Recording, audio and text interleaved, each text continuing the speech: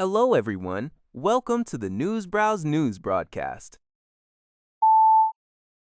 Japanese Foreign Minister Motegi Toshimitsu has reiterated his call to Iranian Foreign Minister Abbas Araghchi for the safe and immediate passage of vessels through the Strait of Hormuz. According to NHK, the two ministers held phone talks early Sunday, Japan time, at Iran's request, marking their fifth such discussion since March. During the approximately 20-minute conversation, Araghchi provided Motegi with an explanation regarding Iran's ongoing conflict with the United States and recent diplomatic exchanges. In response, Motegi expressed Japan's strong hope for a ceasefire to be maintained, for talks between Iran and the U.S. to resume soon, and ultimately to lead to a final agreement. He also urged Iran to demonstrate maximum flexibility in these discussions. Motegi underscored Japan's firm stance on the importance of ensuring that vessels from all nations can navigate freely and safely through the vital Strait of Hormuz. Both foreign ministers concluded the call by confirming their commitment to maintaining close communication. 联合早报 reports that Iran's Revolutionary Guard announced on Sunday that the United States must choose between an impossible military action and reaching a bad deal with Iran. According to Reuters, the Revolutionary Guard's intelligence organization stated this via state television. Iran's media also reported that Tehran had put forward a new 14-point negotiation proposal to the U.S., which includes ending wars on all fronts and establishing a mechanism for managing the Strait of Hormuz. Iran's deputy foreign minister emphasized that the country is prepared for both talks and combat. In response, U.S. President Trump publicly stated that he would review Iran's proposal soon, but deemed it unlikely to be accepted. Also, not ruling out the possibility of renewed military action. Meanwhile, Xinhua News Agency, citing Iran's Fars News Agency, reported that a supertanker belonging to the National Iranian Oil Tanker Company successfully breached the foreign naval fleet's monitoring blockade, loaded with over 1.9 million barrels of crude oil. This incident, according to the report, highlights Iran's capabilities in managing its energy supply chain and evading U.S. naval surveillance, further demonstrating its operational capacity in ensuring safe energy transport. The article concludes by noting the recent confrontations between Iran and the U.S. over oil transport in the Strait of Hormuz, including U.S. naval interceptions of Iranian-linked tankers in the Indian Ocean on April 20 and 22.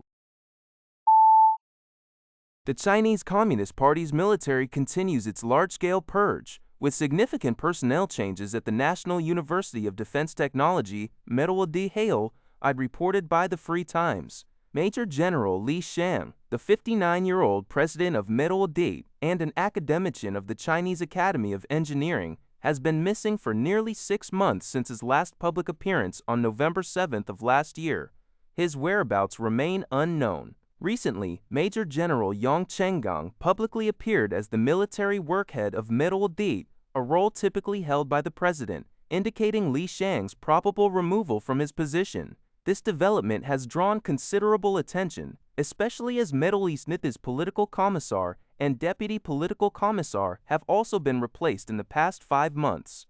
Xiang, previously the director of NUDT's Education and Training Department, is now listed as a key leader alongside political commissar Zhang Zhan on Wikipedia. Li Xiang, a radar target identification expert, held a significant scientific and military profile, receiving various national and military awards.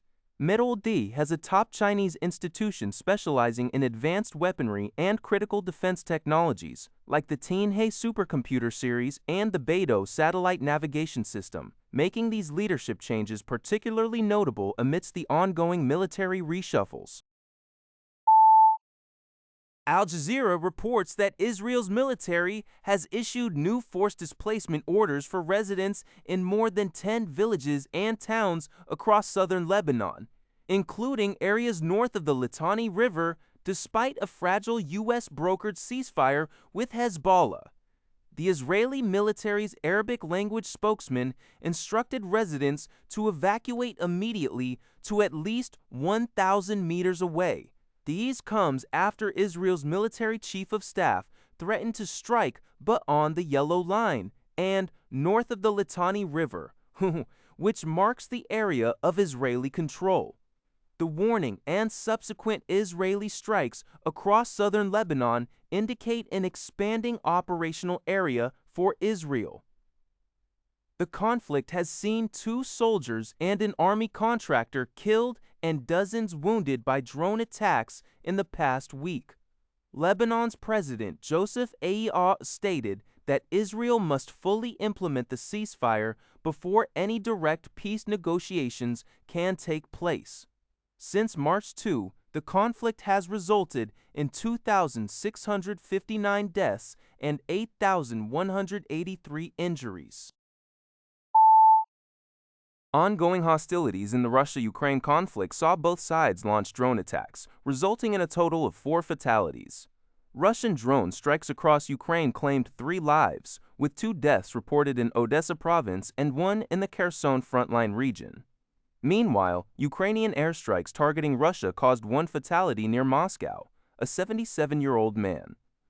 Additionally, Ukraine's attacks focused on Russian oil facilities, with President Zelensky claiming that 2 Russian Shadow Fleet oil tankers near Novorossiysk port were hit and rendered unusable. Ukraine's Air Force stated Russia launched 268 drones and 1 ballistic missile, while Russia's Defense Ministry reported at least 334 Ukrainian drones. Both Russia and Ukraine deny targeting civilians. This news is reported by Xiang. That's all for this video.